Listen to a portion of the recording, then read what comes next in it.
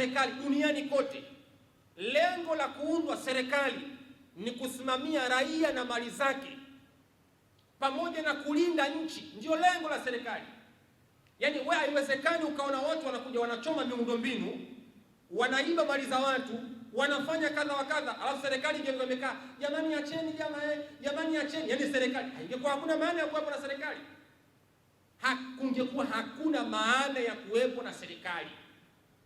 Tulishuhudia hapa Kinondoni wakati polisi wanawatawanya watu kwa mabomu ya machozi, wao wanakwenda Mkwajuni, nyumba inatokea kundi mtaua, wanakuja wanachoma moto pale. Yaani hali ilifikia hivyo, ilifika kiwango mabomu ya machozi yakawa hayafai tena. Polisi wanakwenda huku, nyuma wanarudi wanabomoa ATM. Mimi nilikuwepo hapa, nilipanda juu gorofani, nikawa natazama picha nzima, nilikuwa naiona.